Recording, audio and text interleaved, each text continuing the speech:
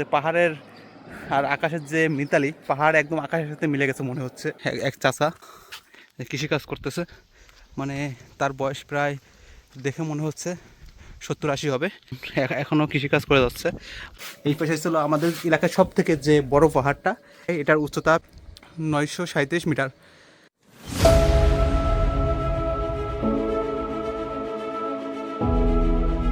Hello, আসসালামু আলাইকুম। আমি রাসেল, দক্ষিণ কোরিয়া থেকে। আমি দক্ষিণ কোরিয়ার একটি গ্রাম অঞ্চলে বসবাস করি। সো দক্ষিণ কোরিয়ার গ্রাম অঞ্চলের যে প্রকৃতিগুলো, সেইগুলো দেখলে আপনি একদম অবাক হয়ে যাবেন। আমি এখন আমাদের যে ফুটবল খেলার মাঠ আছে, সেই মাঠের দিকে এগিয়ে যাচ্ছি।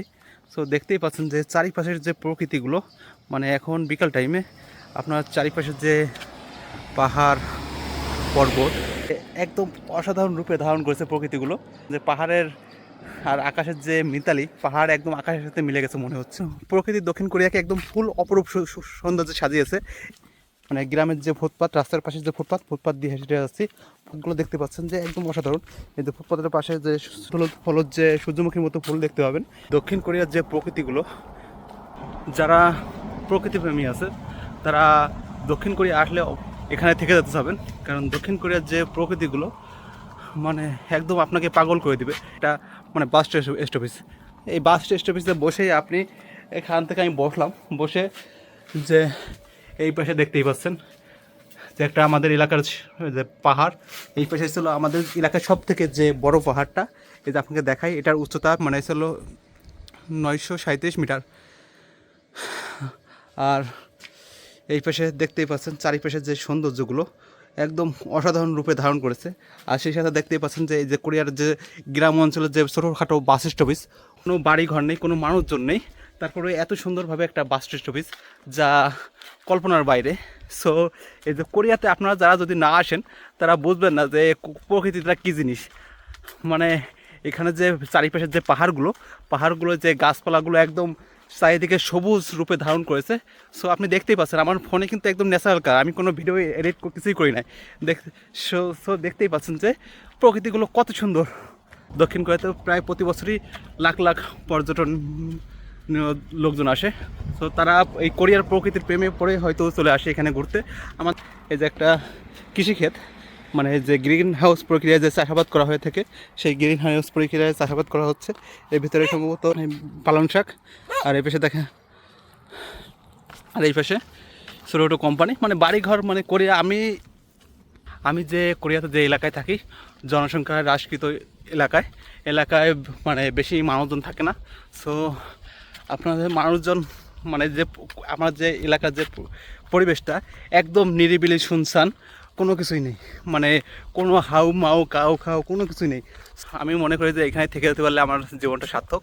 মানে এক কথায় বলতে পারলে, কারণ প্রকৃতিতে আমি সব বরাবরই প্রকৃতি পছন্দ করি, যে কারণে প্রকৃতি আমাকে বিশালভাবে টানে।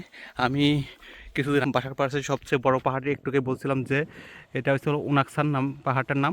এই উনাকসানের চূড়ায় উঠছিলাম, সেটার ভিডিও এখন আপলোড করা, হয়তো কিছুদিনের ভিতরে এটার ভিডিও আপলোড করব।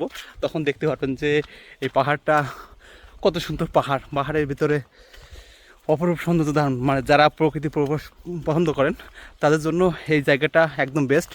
আমি মনে প্রাণে এটাই চেয়েছিলাম যে কোরিয়াতে যদি আসি আমি, তাহলে একটা গ্রাম্য পরিবেশ ভিতরে যদি আমি থাকতে পারি। সো এই চাওয়াটা আমার পূর্ণ হয়েছে, যেটা এক কথা অসাধারণ। আর আমি এটা হচ্ছে হলো অরিনি ফোক, মানে এই ছিল, এটা হচ্ছিল যারা ছোটো শিশুরা, সামনে একটা স্কুল আছে, সেই শিশুদের জন্য আর কি ফুটপাথটা তৈরি করা হয়েছে। এর দুপাশ দিয়ে সাইড দিয়ে বেড়া, যাতে করে শিশুরা রোডের সাইডে যাই না যেতে পারে, মানে এখন অ্যাক্সিডেন্ট বা দুর্ঘটনা না ঘটে, সেই জন্য। এই পাশে দেখতে পাচ্ছেন একটি ছোটো একটা ধান ক্ষেত। সো এই যে যে ভিউটা আপনাদেরকে দেখাচ্ছি, এই ভিউটা হয়তো কোটি টাকা দিলেও অনেক ক্ষেত্রে সম্ভব না। এই রাস্তা ধরেই আমার সামনে একটা স্কুল আছে, প্রাইমারি স্কুল কোরিয়াতে। এই পাশে দেখতেই পাচ্ছেন এক চাচা কৃষিকাজ করতেছে, মানে তার বয়স প্রায় দেখে মনে হচ্ছে 70-80 হবে, কারণ এখনও কৃষিকাজ করে যাচ্ছে। মানে কোরিয়ানরা এতটাই পরিশ্রমী, 80-90 বছর বয়স হয়ে যাবে, তারপরেও কাজ বাদ দিবে না যে আমি একটু ঘরে বসে থাকি বা আমি এখন বৃদ্ধ হয়ে গেছি, একটু রেস্ট করি বা অন্য কিছু করি, কিন্তু না, তা না, তারা বাড়ির যে আঙিনা আছে সেই আঙিনাও কৃষিকাজ হলেও করবে, অবশ্যই করবে। সো প্রাইমারি স্কুল এই পাশে কত যে সিসি ক্যামেরা লাগিয়ে রাখছে, আর গাড়ির যে স্পিড দেখতেই পাচ্ছেন 30-এর উপরে যাবে না। ক্যামেরা আপনি যদি 30-এর উপরে চালান সাথে সাথে জরিমানা হবে। সো দেখতেই পাচ্ছেন যে একটা গ্রামের ভিতরে তেমন কোনো বাচ্চা নেই, তবুও এত সুন্দর মানে শিশুদের রক্ষার জন্য কত সুন্দর সিস্টেম করে রাখছে, যেটা আমাদের বাংলাদেশে সম্ভব না। এই যে আপনাদেরকে স্কুলটা দেখাই, এটা একটা প্রাইমারি স্কুল, মানে ভিতর থেকে অনেক সুন্দর। আমি ভিতরে প্রবেশ করতেছি না, কারণ আমি একটু ওই পাশে যাবো, ফুটবল খেলা মাঠে, সেইখানে যাব। এই পাশে এটা স্কুলের পাশে একটা মানে অভিভাবকের রেস্টরুম, ধূমপান লেখা আছে, ধূমপান নিষিদ্ধ। দেখতে পাচ্ছেন কত সুন্দর একটা প্লেস। আর এই পাশে পাহাড়ের সাথে যে মেঘের মিতালি, সেটা তো আছেই। মানে আমি বলতে পারেন যে দক্ষিণ কোরিয়ার একটা শ্রেষ্ঠ স্থানে আমি বসবাস করতেছি, যেটা আমার মনকে সবসময় মানে ভালো করতে সাহায্য করে। মানে কাজ শেষ করে যখন আমি এই প্রকৃতির বাতাসের ভিতরে একটা সিদ্ধ নিঃশ্বাস নিতে পারি, সেটা আমার জন্য অনেক বড় পাওনা হিসেবে করে, যেটা বলায় প্রকাশ করা যাবে না, ভাষায় প্রকাশ করা যাবে না। মানে প্রকৃতির যে নিঃশ্বাসটা আপনি ভরপুরভাবে নিতে পারবেন, সেটাই মানে আপনার শরীরকে একদম ভালো রাখতে খুবই দরকারি হিসেবে। এই যে চারিপাশে যে চির সবুজ গাছপালা, দেখলেই একদম মন ভরে যায়, যেটা বলে বোঝানো যাবে না। কিছুদিন আগে আপনাদেরকে দেখাইছিলাম এই যে একটা টিউবওয়েল, দক্ষিণ কোরিয়ার টিউবওয়েল। মানে পুরো কোরিয়াতে মনে হয় এই এক পিসি টিউবওয়েল আছে, যেটা আদিকালের। কারণ কোরিয়াতে এখন সব কিছুই উন্নত, যোগাযোগ ব্যবস্থা শুরু করে মানে একদম কৃষি মানে চাষবাস সব দিক থেকে উন্নত।